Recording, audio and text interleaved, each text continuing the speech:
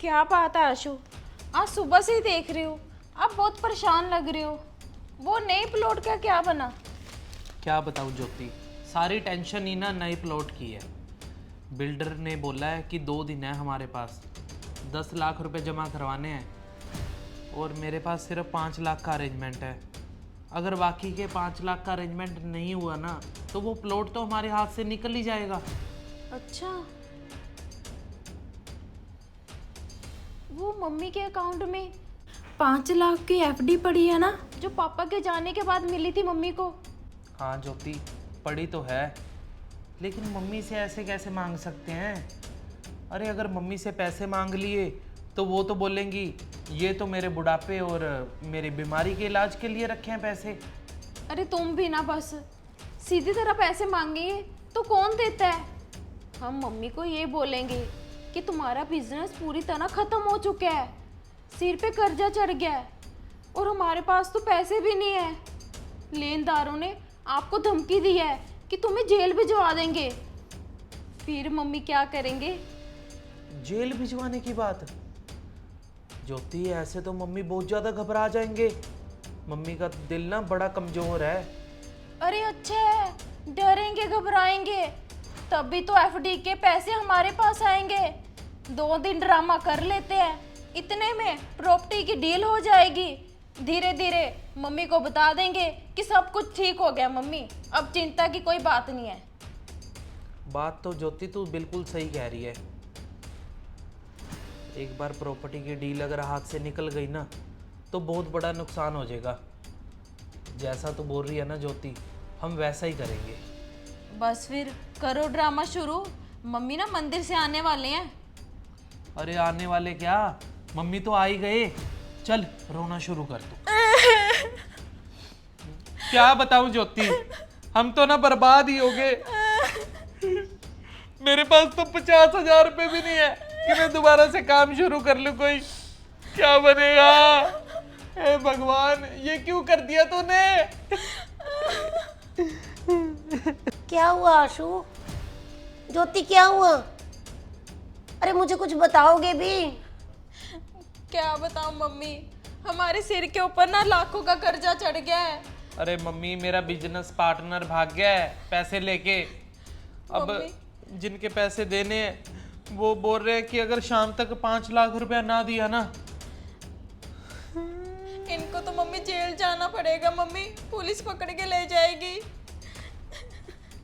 नहीं नहीं बेटा, ऐसा तो मत बोलना।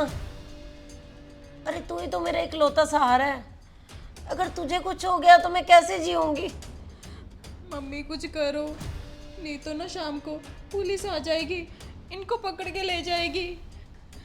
अरे नहीं नहीं बेटा, कुछ नहीं होगा। तुम्हें चिंता करने की ना कोई भी ज़रूरत नहीं है बहू। मेरी 5 लाख रुपए की एफडी है, मैं अभी पेपर उठा के लाती हूँ। तुम वो एफडी तोड़वा के वो सारा कर्जा शाम तक दे दो, अभी लेके आती हूँ। अरे रुको मम्मी, वो तो आपके मम्मी बुढ़ापे का सहारा है, मैं वो पैसे कैसे ले सकता हूँ मम्मी? अरे बुढ़ापे का सहारा तो तुम लोग हो मेरे लिए। जब तुम लोगों के ऊपर इतनी मुसीबत आई है तो मैंने पैसों का क्या करना है बेटा? तुम्हारे से ऊपर थोड़ी ना है पैसे। अरे चिंता मत कर बहू, चुप हो जा, मैं लेके आती हूँ अभी उठा के पेपर।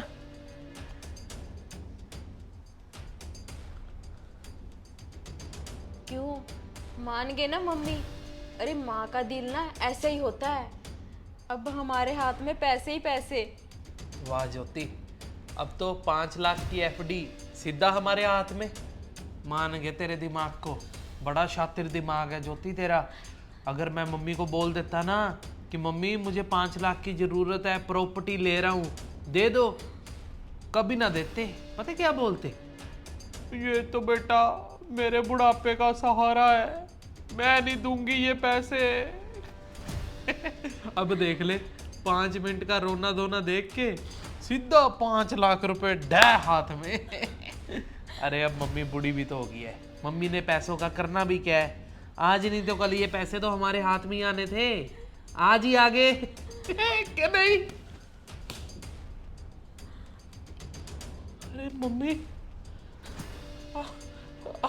कब आए? तभी आ गई थी बेटा, जब तू अपने माँ के आंसुओं की कीमत लगा रहा था। मम्मी मम्मी आप तो गलत समझ रहे हो। बस बहू, तुझे और झूठ बोलने की कोई जरूरत नहीं है। अरे पैसों की जरूरत थी तो तुम सीधा सीधा मांग लेते ना। अरे एक बेटे की तरक्की के लिए तो माँ खुशी खुशी दे देती पैसे। इतना बड़ा धोखा देने की तुम्हें क्या जरूरत थी? और ज्योति तेरे से भी क्या उम्मीद रखूं जब मेरा बेटा ही। माफ कर दो मम्मी। अरे बस, अब माफी मांगने की ना तुम्हें कोई जरूरत नहीं है। तुमने धोखा ही इतना बड़ा किया है मेरे साथ। घाटा तुम्हारे बिजनेस में नहीं हुआ आशु, घाटा तो मेरी परवरिश में हुआ है। अरे मैंने तुझे बड़ा तो किया, पर शायद संस्कार देना भूल गई। प्लीज मम्मी, हमें एक मौका दे दो प्लीज।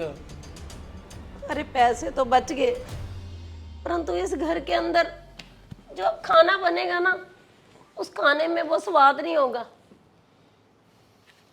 वो मिठास नहीं होगी प्यार की, भरोसे की।